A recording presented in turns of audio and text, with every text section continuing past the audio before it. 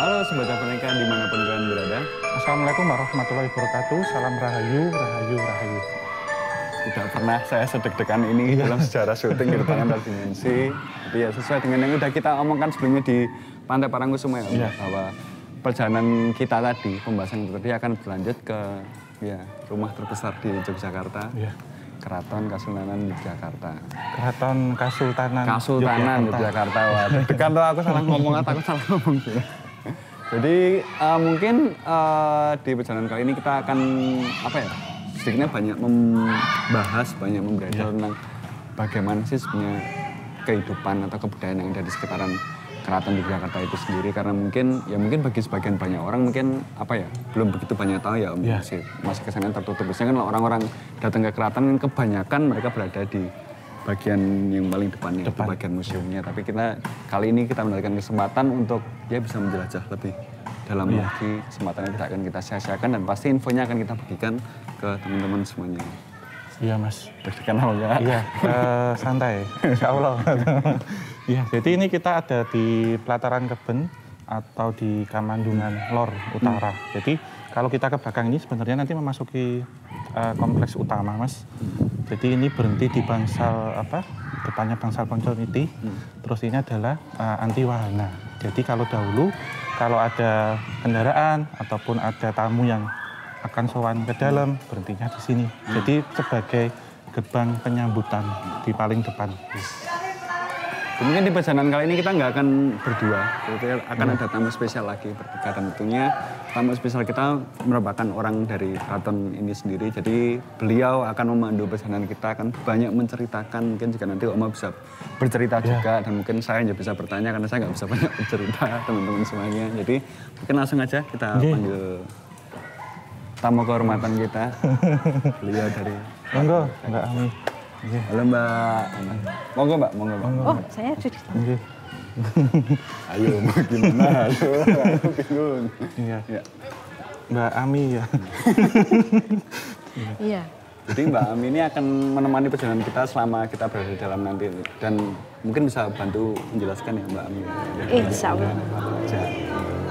Jadi mungkin langsung aja, boleh kita masuk ke dalam. Kita tanya-tanya Mbak Ami, nanti kalau ada pertanyaan-pertanyaan saya yang mungkin agak kurang ajar atau kelewatan, saya mohon maaf ya. No problem. Pokoknya bisa saya jawab. Iya Mbak Ami, derek. Bapak. Pak, selalu.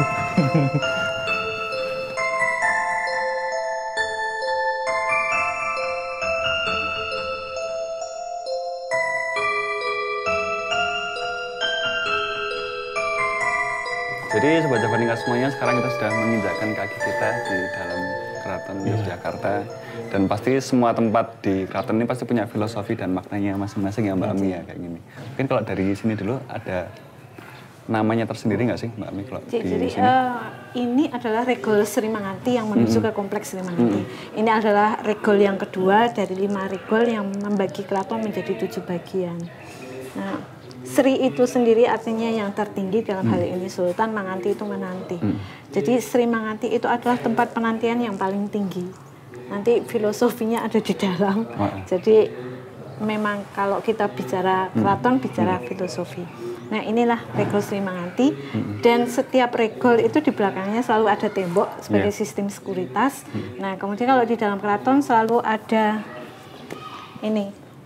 Kemamang atau kolomangkoro gitu kan. Ini adalah lambang dari pelindung. Jadi tidak hanya di tembok tapi juga di atas atap, di plafon dari regol. Kemudian ada beberapa gamelan juga ada itu. Nanti ada jempono juga seperti itu. Jadi keren ya. Ya jadi kalau kita mengingat ya Mas, untuk beberapa bangunan Belanda itu memang juga ada Dewa Kala di sini. Jadi selain beliau ini memiliki arti menolak bala, pertama. Yang kedua itu sebenarnya menaungi suatu bangunan. Karena Dewa Kala adalah kolo, Betara Kala itu waktu, agar bangunan itu tidak lekang dimakan oleh waktu. Sebenarnya demikian. Iya. Terus ya ini seperti apa ya Mas, ada satu tempat yang sebelum kita masuk juga kita harus introspeksi diri dulu. Dandan yang rapi, kita harus bersuci, bersih. Karena masuk ke sini seperti halnya kita akan bertemu seorang raja, ratu, dan juga kita ada di adik-adik atau suatu pemangku budaya tertinggi gitu. Tapi Mbak Ami kalau misal kita masuk ke Keraton Yogyakarta, sebenarnya ada ini nggak sih standar sandangan yang harus dipakai itu? Kalau saya lihat dari jenengan dan teman-teman yang lain itu kan begini. ya maksudnya tidak pakai alas kaki atau gimana? Jadi pada dasarnya untuk pengunjung pariwisata itu yang penting bebas rapi gitu kan. Jangan pakai celana pendek yang terlalu pendek. Kemudian untuk semuanya tidak diperkenankan untuk memakai tank top, jadi itu pundak harus tertutup rapi. Jadi seperti itu. Nah, sedangkan kewajiban sebagai abdi dalem, artinya ngerso dalem yang ada di sini, itu kalau kita datang ke keraton yang harus pakai seragam kita, uniform kita, pengagaman Jawi seperti ini. Apapun yang terjadi, apapun pangkatnya, untuk putri itu selalu pakai kebaya, kecuali putra dalem, kemudian pakai jari. Kalau untuk laki-laki pakai peranaan dan perlengkapannya, dan semuanya tidak diperkenankan memakai alas kaki. Yang diperkenankan untuk memakai alas kaki hanya ngerso dalem dan permaisurinya. Jadi hanya dua itu, yang lainnya tidak. Kecuali kalau beliau akan tindak keluar, jadi lewat jadi seperti itu. Dan Mbak Mi, kalau tadi saya sempat jalan-jalan sedikit di dalam sini itu, apakah memang untuk wilayah ini tuh untuk wilayah apa namanya, untuk kebudayaannya, terkhusus untuk kebudayaannya, atau ada wilayah yang lainnya lagi Mbak Mi di dalam sini? Wilayah bagaimana nih? Di kota ini. Di kota ini. Jadi karena perkembangan zaman ya, kemudian keraton dibuka menjadi tempat wisata tahun 1969 oleh Hamengkubuwono IX. Jadi ada sedikit pergeseran juga. Akhirnya keraton kan terbagi juga menjadi daerah privat dan daerah wisata, itu yang boleh semua orang melihat. Nah, walaupun kalaupun ada upacara di dalam keraton, ini juga tertutup untuk wisatawan. Tergantung dari ngerso dalem beliau membeli lilah atau tidak. Gitu. Jadi memang itu yang kemudian kita lihat, tapi pada dasarnya keraton itu berkeinginan bahwa apapun yang terbaik, yang menjadi filosofi utama yang diajarkan dari Hamengkubuwono pertama sampai sekarang masih kita jaga, itu juga tertularkan pada semua rakyat yang ada di sini atau masyarakat pada umumnya. Karena pitutur atau piwulang dari Hamengkubuwono pertama itu ternyata tak lekang oleh zaman. Jadi masih sampai sekarang bisa kita aplikasikan dalam kehidupan sehari-hari. Keren ya berarti ya. Jadi ada panggilan-panggilan menjadi abdi dalem. Iya, sama insya Allah. Monggo, mungkin kita ini ya teman-teman, kita jalan aja menuju ke tempat-tempat yang mungkin belum sempat kalian lihat ketika kalian berkunjung sini. Nanti kita sekalian jalan-jalan, sekalian kita mendengar penjelasan dari Mbak Ami. Sebenarnya di sini tuh ada apa aja kayak gitu. Monggo. Monggo.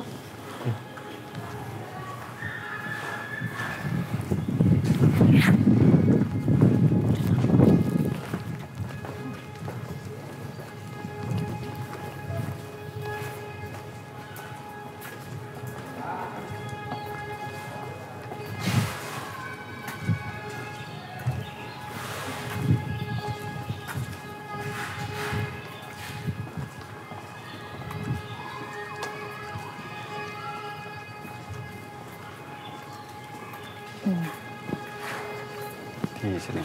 Iya. Oh iya. Kak, rapat sini aja. Oh iya. Backgroundnya. Oh nggih. Ya. Nggih. Dalam aku ngukur. Jadi ini kita sampai di pelataran Sri Manganti. Yeah. Di pelataran Sri Manganti ini ada dua bangsal. Yang satu adalah bangsal Sri Manganti yang berada di sisi barat, kemudian di sisi timur adalah bangsal Trajumas. Bangsal Trajumas ini istimewa karena biasanya kalau rumah joglo itu sokonya hanya 4. Kalau Trajumas ada 6. Okay. Oleh karena itu ini hanya satu-satunya yang ada di dunia, joglo dengan 6 pilar. Nah, Trajumas sendiri artinya timbangan emas. Kemudian Sri Manganti seperti saya bilang tadi ada tempat menunggu yang paling tinggi. Jadi ketika kita bicara tentang Paraning Dumadi, ini kita sudah ada di ambang pintu menuju ke tujuan hidup kita nanti di mana. Nah, disinilah Sri Manganti, tempat menanti yang paling tinggi itu adalah alam barzah kita kan. Kalau kita mau menuju ke sana gitu kan. Jadi ini alam barzah, kita ada pengingatan bahwa kita akan dihisab di sana, ada tarjumas di sana. Kemudian ini adalah Rego Dono Pratopo, itu di mana kita itu boleh berbangga hati kalau kita punya pahala yang baik, dan kita boleh boleh bersedih hati karena kita sangat miskin gitu. Dono Pratopo itu sebenarnya dono itu harta benda, pratopo itu kan pertapa, jadi agak sedikit kontradiksi, tapi itulah seharusnya kita bersikap gitu. Ya. Gitu. Dana Pratapa ya Mbak ya. Ya. Kalau berikut angsal. Oke, boleh.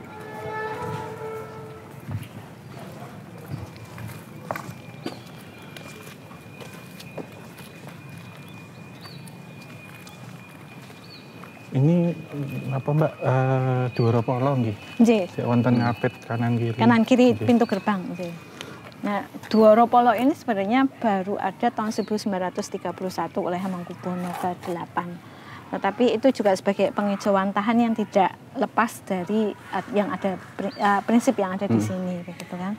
Sebelah kanan itu lambang baik, benar, kiri jahat. Bukan sih, sebenarnya bukan seperti itu. Jadi yang baik atau yang benar itu kalau dilakukan dengan kesalahan itu tetap salah. Jadi ini agak absolut juga di sini. Jadi kan ketika kita menuju mau masuk ke surga atau neraka kan absolut, nggak bisa kita agak-agak miring atau gimana, enggak.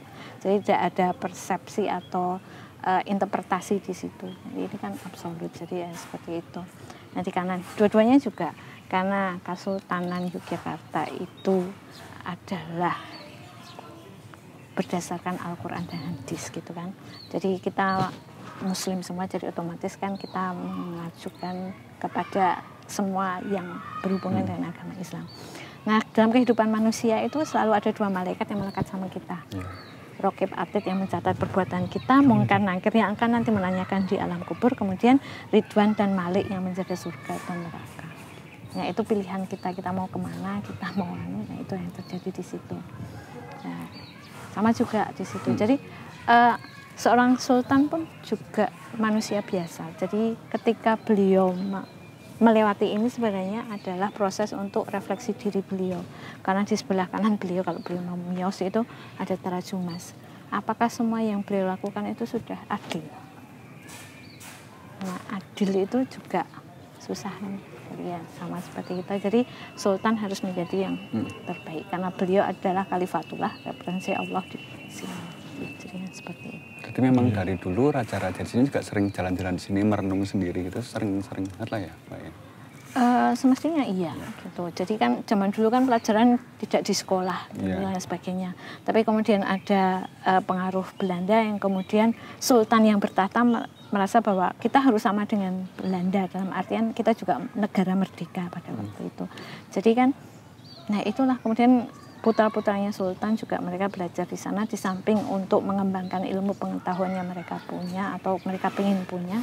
Jadinya itu tadi lebih kepada politik sih kalau saya boleh berbicara, tapi bagaimanapun juga kita mendapatkan teknologi itu dari orang Belanda. Kalau kita nggak belajar dari mereka, kita juga nggak dapat apa-apa.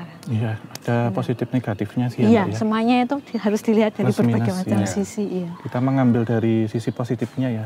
Memang dijajah era kolonial itu memang berat dan pedih ya Mbak ya. Tetapi pada hari ini kita bisa menemukan betapa besarnya peninggalannya. Sisi positifnya ya sebenarnya. Kalau kita melihat suatu bangunan kolonial, itu pada dasarnya arsiteknya ataupun insinyurnya memang orang Belanda. Tetapi yang membangun ini kan simbah-simbah kita. Iya. Sehingga ini menjadi suatu heritage pusaka yang kita sebagai generasi penerus kita wajib merawatnya. Jadi tidak mengecap terus, wah bangunan Belanda, kolonial atau apa, tidak seperti itu. Iya, iya sih sebenarnya seperti itu. Kadang agak susah juga kalau kita berbicara tentang sejarah, tapi itu yang terjadi ya mau nggak mau kan harus jujur juga gitu. Iya Mbak. Jadi yang seperti itu. Iya tetap apa ya, tetap leluhur kita, simbah-simbah yang bangun tetap sama. dulu. Iya, jadi kita bisa membaca tulisan Latin kan orang Belanda yang ngajarin. Nah, ada rel kereta api mereka juga. Iya. Iya, jadi kan yang seperti itu. Tapi Mbak Ami kalau boleh dibilang ini beberapa spot yang ada di Keraton Yogyakarta terutama di dalam sini itu punya ini nggak sih Mbak, power atau magisnya sendiri nggak sih di tiap tempatnya gitu? Ya mestilah. Mesti ada lah ya. Mestilah, enggak begini kalau kita bicara sesuatu yang istimewa itu masih punya kekuatan magis. Terutama tempat-tempat yang istimewa. Ini kan rumahnya Sultan. Sultan sendiri sudah istimewa gitu kan. Keluarga Sultan juga istimewa, apalagi tempatnya. Otomatis istimewa. Nah, mau seberapa magis yang dipinginkan monggo gitu kan.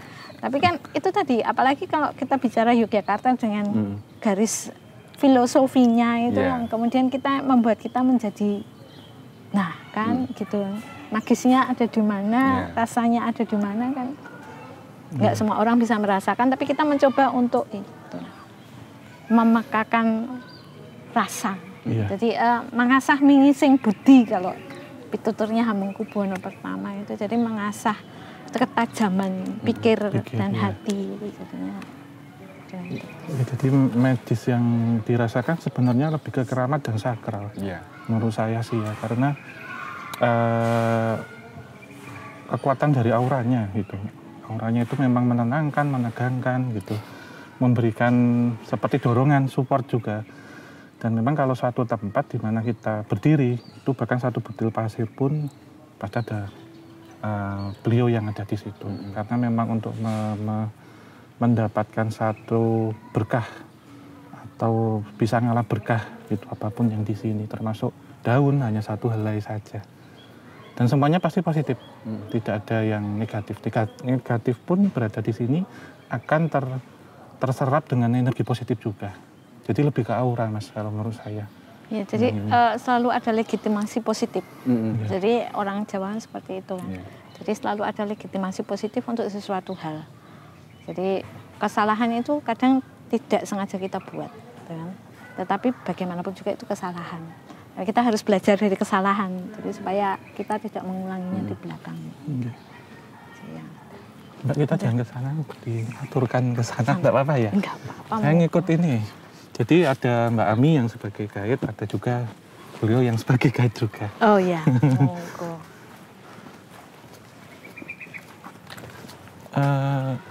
Ini yang dari 2006, Mbak? Iya. Yang sempat. Jadi itu adalah bukan sisa sih. Jadi patahan-patahan dari bangsal Trajumas sendiri. Bangsal Trajumas kan runtuh karena gempa yang sebenarnya tidak semuanya rusak. Jadi bruknya itu utuh bruk gitu loh. Hanya karena yang beberapa yang terlalu tua jadi tidak bisa menahan, akhirnya itu yang patah. Nah, itu yang disimpan di sana. Tapi kala gempa waktu itu banyak Mbak Ami yang runtuh di sekitaran. Ya, hanya ini saja. Hanya ini saja. Iya, hanya ini saja yang runtuh. Kita boleh di sebelah situ, Mbak Ami? Ya monggo. Jadi. Oh, sunduk nih. Oke. Sunduk taman yang.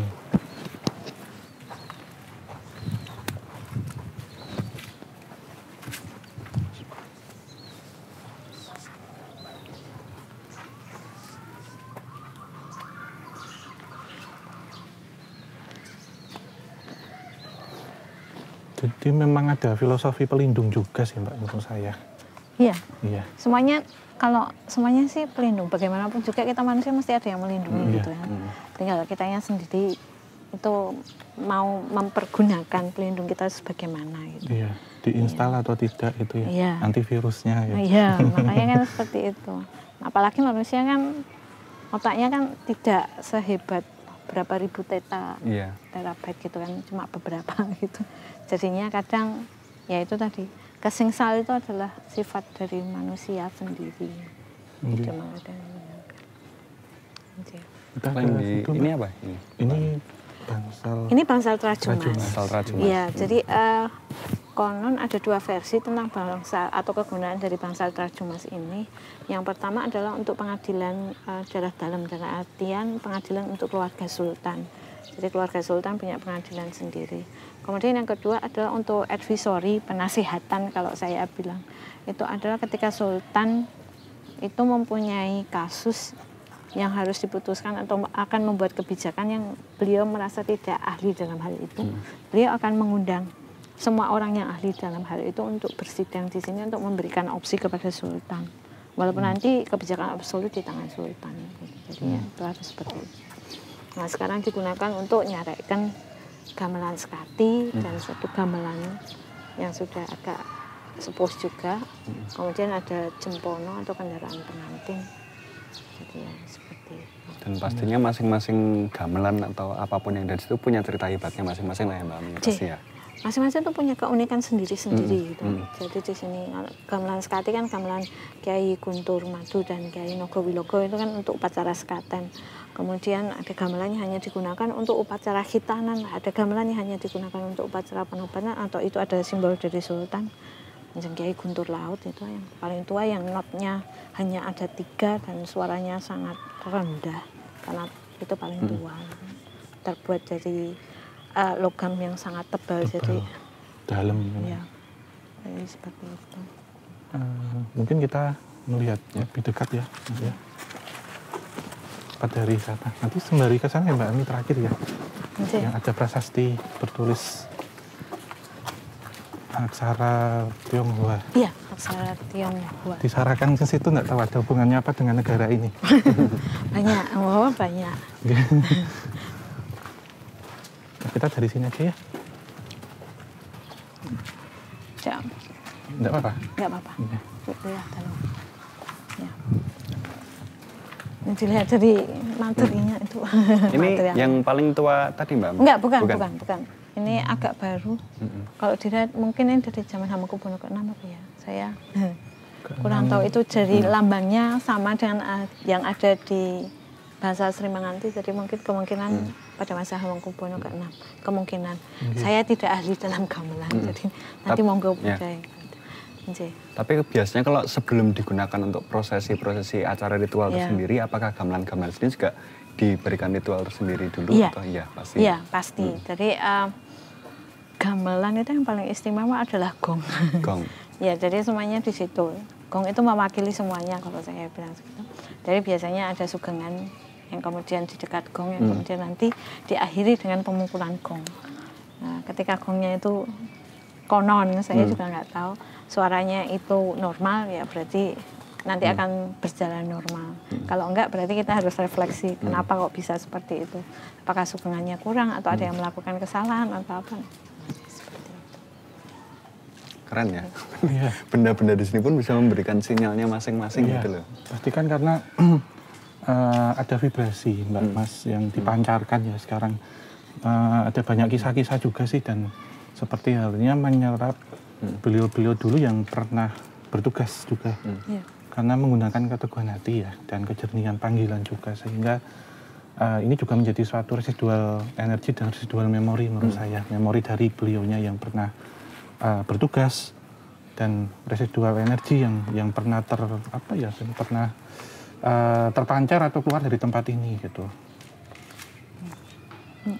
Tapi dalam suatu cerita gitu pernah Mbak Ami, selama Mbak Ami di sini pernah benda-benda di sini pernah memberikan sinyal-sinyal unik gitu, cerita-cerita uniknya gitu? Belum pernah ya? Belum. Karena tadi kembali lagi kepada disiplin ya. Jadi abdi dalam di sini adalah punya disiplin etos kerja yang sangat tinggi, jadinya mereka berusaha untuk tidak melupakan segala sesuatu yang ada di sini gitu. Jadi itu yang paling penting dari kita itu. Dan itu berjalan bertahun-tahun dan kita tidak sengaja melakukan itu, jadi kayak sudah menjadi kebiasaan gitu. Itu yang paling penting di sini. Tapi biasanya kalau nanti kan mungkin ketika malam kita membahas tentang tariannya dan mungkin penari-penarinya, mungkin sedikit gambaran cerita tentang gamelan sendiri. Apakah jika ada abdi dalam yang ingin memegang gamelan ini, apakah ditunjuk atau memang dia harus mendalami satu alat musik tertentu? Itu agak kurang tahu, tapi ada hukum, ada peraturan di sini bahwa ada satu gamelan yang hanya boleh dibunyikan oleh abdi dalam dengan pangkat tertentu seperti gamelan sekati dan lain sebagainya juga ya. Tapi biasanya kalau zaman dulu itu kalau abdi dalam sudah pegang gong ya pegang gong terus tanpa beliau mengetahui yang lainnya. Tapi kemudian dengan berjalannya ilmu pengetahuan dan lain sebagainya, nah kita tidak belajar alat musik yang lainnya, itu membuat kita menjadi kurang pengetahuan. Itu kan kalau kita belajar akan memperkaya diri kita sendiri, akhirnya mereka juga iya. Tetapi yang pasti setiap malam Jumat itu kita tidak diperkenankan untuk membunyikan gamelan. Jadi dari Kamis sampai Jumat pagi. Nah, kalau toh ngarso dalem itu mau membunyikan gamelan, beliau harus minta izin dulu. ke masjid besar dengan membayar denda kalau kita istilahnya demikian. Jadi ada kompensasi dari sultan untuk minta izin untuk menyanyikan. Karena kita sudah mengganggu kegiatan aktivitas mereka tuh. Malam Jumat. Iya, malam Jumat. Ya, seperti itu. Itu lambang Hobo ya Mbak yang atas nih? Itu lambang Hobo yang lama ya. Yang lama nggih. Jadi lambang Hobo yang kita lihat sekarang itu baru dibuat pada masa Hamengkubuwono ke-8 tahun 1931 kalau saya tidak salah. Yang buat oleh Putra Dharma Pilabana. Menandakan pergantian jam. Iya, jam 5? Jam 5 nggih. Iya. Kita terakhir.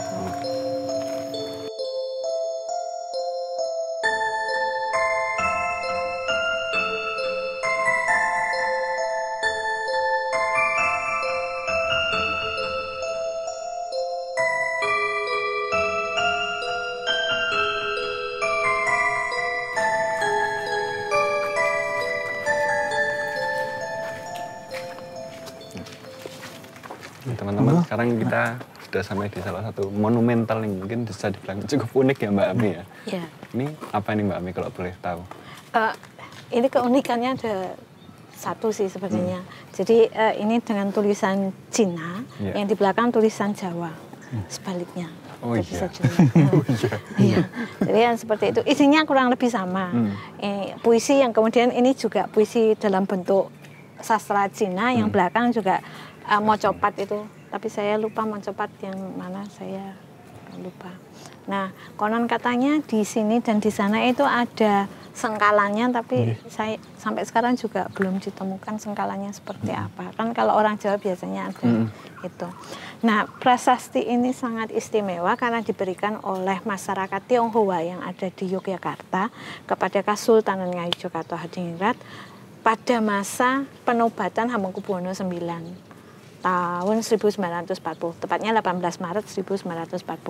Tetapi karena pada waktu itu ada kekacauan politik, kemudian ekonomi dan lain sebagainya, baru diterimakan pada 18 Maret 1952. Jadi 12 tahun sesudahnya ketika ekonomi dan lain sebagainya sudah mulai stabil begitu. Nah, ada beberapa tokoh-tokoh Tionghoa yang ada di situ yang kemudian terkenal, termasuk Dokter Yap yang kemudian ada rumah sakit matanya di sana itu. Jadi itu. Kenapa prasasti ini diberikan? Karena masyarakat Tionghoa berterima kasih kepada Kesultanan Ngayogyakarta Hadiningrat diberi kesempatan untuk menyambung hidup dan mencari nafkah di sini. Jadi itu yang penting. Jadi memang ada hubungan harmonis dan hangat ya Mbak ya. Iya. Ini di sini. Makanya kan ada Chinatown-nya Yogyakarta, Ketandan, Malioboro itu. Seperti itu. Ya, soalnya kalau memang kita melihat ya, sejak zaman era Sultan Sugih, termasuk dalam ke-7, memang pembukaan dari kawasan Malioboro sendiri memang menjadi satu seperti tempat bisnis utama waktu itu. Karena mengingat beliau memiliki banyak pabrik gula juga ya Mbak ya di kota Yogyakarta ini yang membuat cita rasa makanan di Indonesia, di Jogja manis. Terutama manis termasuk orang-orangnya karena terpapar belasan pabrik gula tersebut. Dan dari peranan orang Tionghoa sendiri, pusat tata kota Yogyakarta yang semakin meluas ditambah lagi dengan pembangunan stasiun Tugu waktu itu, termasuk komplek-komplek perkantoran yang ada di gedung 0 km gitu. Jadi memang Jogja sudah sangat harmonisnya, sudah sangat dahulu gitu, sudah ada gitu. Lanskapnya sudah terbentuk ya. Ini masih asli Mbak Ami ya, belum ada renovasi sama sekali ya? Iya, jadi perbaikan itu paling ketika prodonya sudah mulai menghilang, nah itu kita perbaiki. Mungkin kita lihat yang belakang, yang tulisan aksara Jawa. Oh, gajah yang di atas. Mungkin dari sebelah situ ambilnya nggak apa-apa, biar kelihatan ininya tulisannya.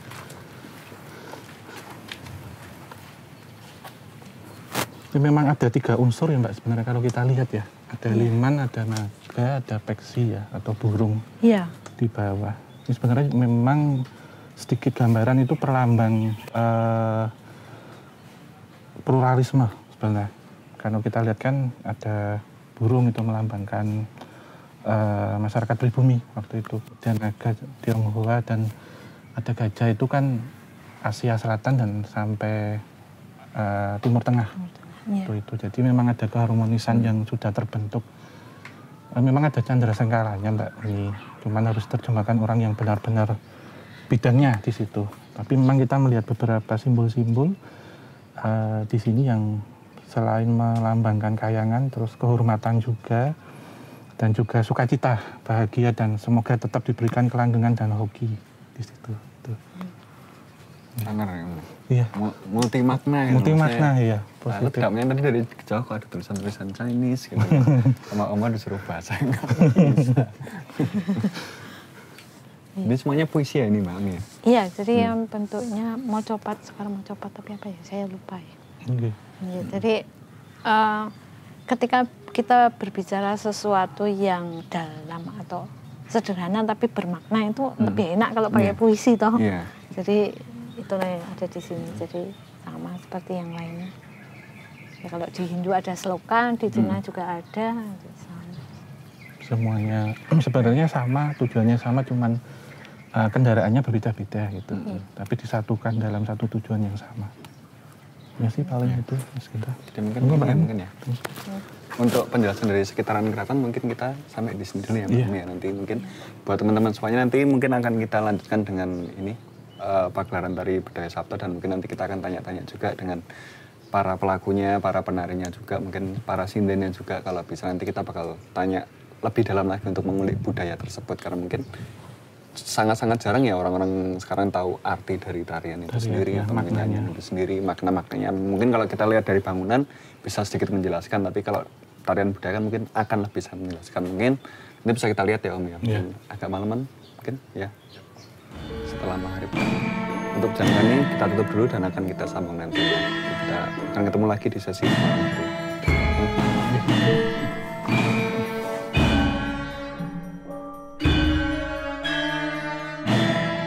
Sebelum mulai biasanya berdoa dengan sesaji yang ya bukan sesaji yang biasa dilakukan di luar, tapi ini khusus sesaji untuk kan ada kaitannya dengan Kanjeng Ratu Kidul. Itu makanya diadakan sesaji yang sangat-sangat sakral juga.